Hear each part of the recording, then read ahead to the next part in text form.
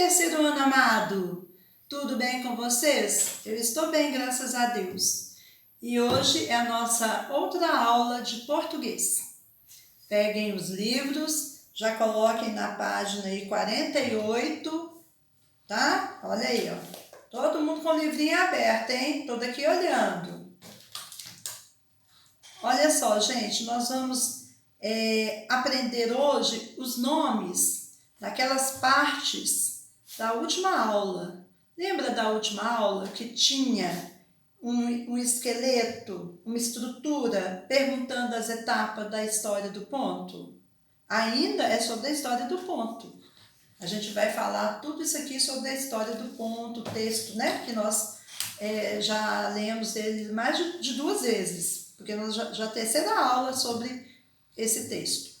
Então, vocês estão lembrados aí, né? Daquela estrutura, perguntando o início e depois vai puxando a setinha, aquilo chama a estrutura de um texto.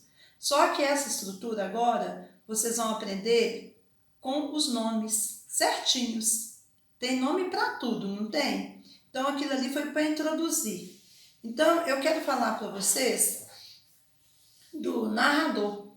Toda história que a gente lê, ouve ou conta tem um narrador, não tem? Vocês sabem o que é narrador. Narrador é quem narra a história, quem conta a história. E nós vamos aprender agora 2 tipos de narradores.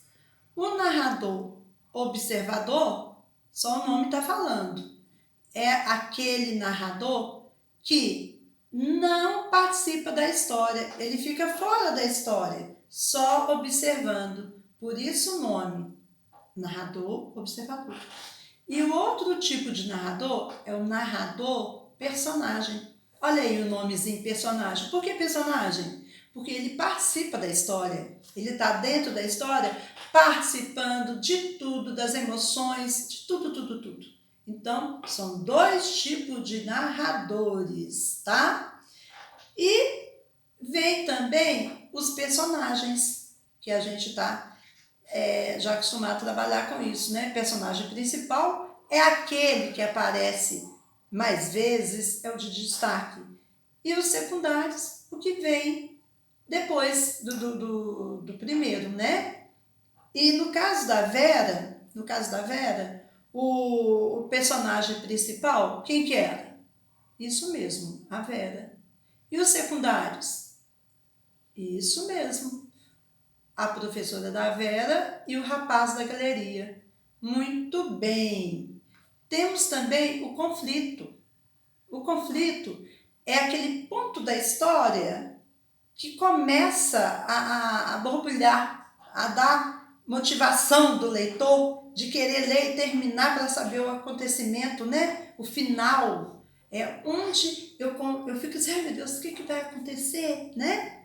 Isso é o conflito, tá? Da história. Toda história tem esse conflito. O cenário é onde acontece a história.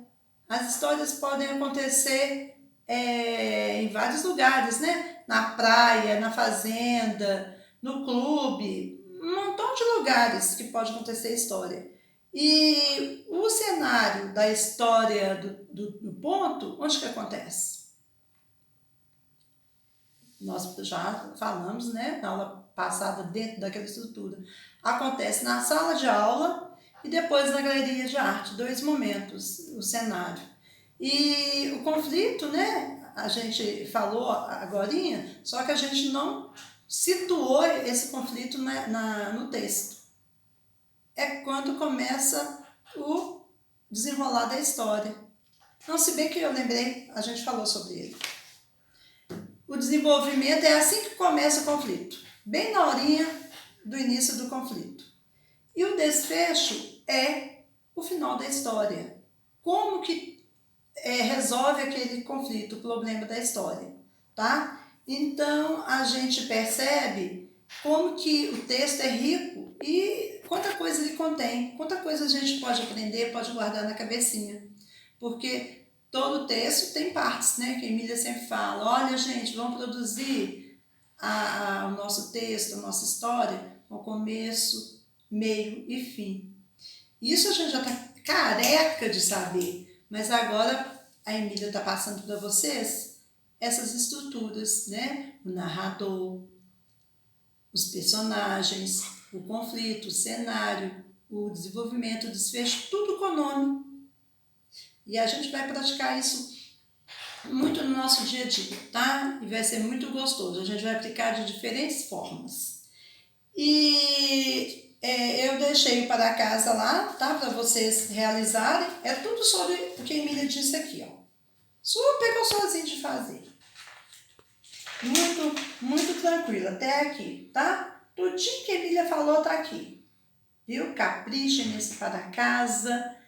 E até a próxima aula. Viu? Fiquem com Deus. Abraço bem forte para cada um de vocês. Amo vocês.